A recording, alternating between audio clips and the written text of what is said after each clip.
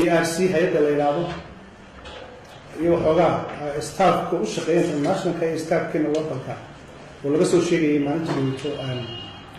muddo soo socdo soo jiitamayay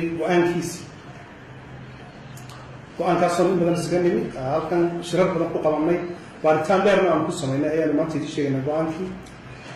go-aanka waxaa laga cabanayay 2 qof oo international staff ah oo nin la yidhaha David iyo gabar la yidhaha Nicola oo la sheegay inay diinteena suuban wax ka sheegeen labadooda midna ay darawalkeedii ay isagoo salaada ku jira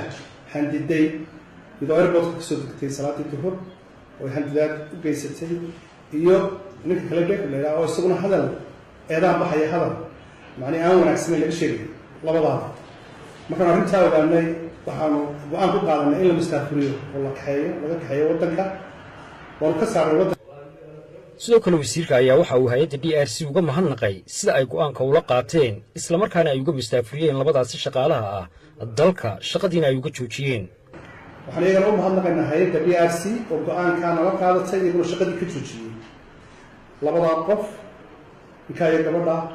labadaasiba imika shaqadiina kuma jiraan waddankana ma joogaan wasiir Qabyatire ayaa waxa uu ka warramay in shaqaalaha caalamiga ah marka ay yimaadaan dalka Jamhuuriyadda Soomaaliland ay ku qasban yihiin dhowrista iyo ixtiraamka diinta suuban iyo weliba sharciga iyo shuruucda dalka u yaala waan adag baan ku qaadanay cid kasta oo ka hor timaada dastuurkayga qaranka cid kasta oo shuruucda dalka ka hor timaada iyo cid kasta oo diinteeda suuban wax ka sheegta oon u aragno inay ku gafayaan u ogolaan mayno waddankayga inay joogaan waa inay had iyo jeer ixtiraam iyo wanaag nagula shaqeeyaan iyo wixii dhaqankayaga diinteeda waa inay ixtiraam siiyaan ciddaan u aragnay inay ka soo horjeesteen oo ujeeddo gaara ka leeyihin ama ay hadallo aan munaasib ahayn ummaddeeda ku odhanayaan ama staafka Somaliland dadka la shaqeeya ku odhanayaan arrintaas midaan dhegaysan karna maaha midaan maqli karna maaha arrintaa waxaan aad iyo aad ugu ammaanayaa sidii fiicneed ay noola qaateen go-aankii aanu qaadanay ka dowlad ahaan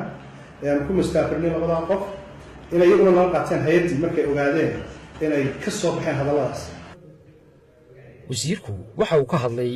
xiriirka soo jireenka ee ka dhexeeya hay'adda DRC-da iyo weliba muwaadiniinta ama xukuumadda Somaliland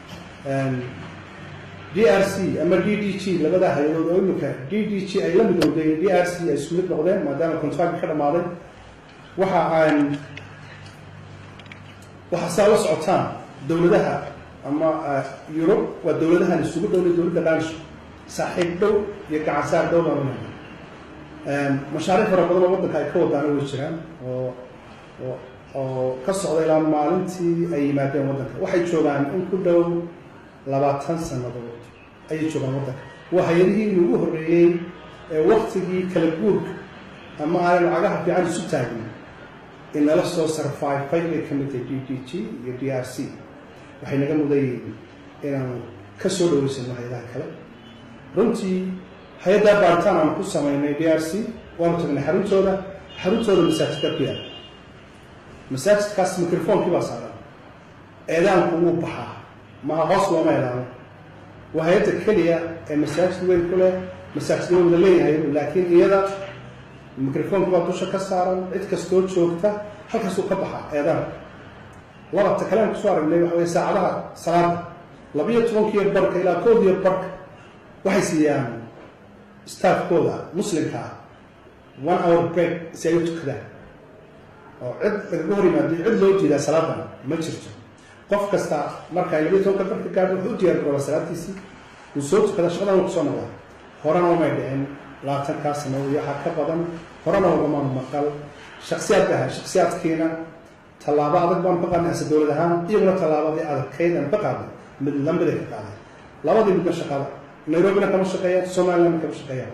labadiiba shaqadoodu saas ku waayeen hay'adda waa hay'ad runtii xaq badan kula dalkan hadday tahay minasaaristii ay nagala shaqeyn jireen muddada dheer ay wax badan ka soo mareen ama dhibaatooyin badan ka soo gaareen waxaanu iyagana shaqadiina sii wata wixii hawlaha ka haysan waddanka sida walba wada shaqeynayna waxaan ku soo gabagabeynayaa idinka laftiina media haddaad tihiin baryahan dambe wayra waxoogaa arrintaas tashan bay ku keentay dalka oo su'aalo fara badan baa in badanna wayna sugaysaa inaan go-aankaa qaadano shaqaalihii ay wada shaqaynayeen ee dhibtu ka gaadhayna waanu xalinay arrintoodii shaqaalihi wax dhibaato ma jiro waan dhex gallay labadii hay-adood markii la isku galay shaqaalihii qayb baa la saaray qaybtaasoo u aragtay in lagu yara macni takoorayo in kiiskan ka dhacay la isku hayay staff in iyaga loo sii saaray laakiin maaha qaar ka midna way shaqeeyaan qaar ka midna positionadoodiiba waaye qaar kalena imtixaanay u kale marka arrintii shaqaalaha DDG iyo DRC-na waa xalinay idinma si fiican u socotaa idinkana waxaan ka baahanay waxyaabo wixii wanaagsan fidiya wixii laakiin qalad dalkeena ku qaldan ama ku agaf anagu yeelmay idinku yeelmaysan laakiin arrinta fiican u baafiya wixii dambana waan ku wada soconaynaa haddii la haylaado tan waxay u noqonaysaa digniin iyo warning bay noqon doontaa qof kasta oo aan ahayn Somalilander oo yimaado waddankan inuu shuruucda iyo diinta iyo dhaqanka suubaranayna inuu ixtiraam gaar u sameeyo mar uu ka jawaabayay wasiirku su'aal ah go'aanka cidda gaadhay waxa uu ka warramay wasiirku in go'aankaasi laga fadhiistay oo ay xukuumaddu gaadhay go'aamada aan ku gaadhay si dowladaha baan ku gaadhay hadday tahay immigration hadday tahay wasaaradda arrimaha gudaha hadday tahay wasaaradda qorsheynta iyo hadday tahay wasaaradda ay qusayso arrintan oo ah diintii awqaafta go'aan midaysan oo qaadan wasiirka wasaaradda qorsheynta qaranka jamhuuriyadda Soomaaliland mudane Maxamed Ibraahim Aadan Qabyatire ayaa isagoo ka jawaabayay in shaqaalaha ay hay'adaasi dhintay ay inaba xiriir la leeyihiin arrintaasi ayaa waxa uu yidhi wax shaqaalo oo ku waayay shaqadoodii macnaheedu kelmadaha ay ka yimid labada qof David iyo Nicola ay sheegeen wax shaqadooda ku waayay ma jirto waxoogaa waxaa jiray labada hay'adood markii laba hay'adood bay ahaan jireen DRC iyo DDG markii ay isku darsaneen kulay shaqaale qaar baa ka baxaya Soomaaliyana saasay isugu dareen maadaama kontraagyadii ka dhamaadeen marka waxoogaadaasay isu sibir saarayeen inay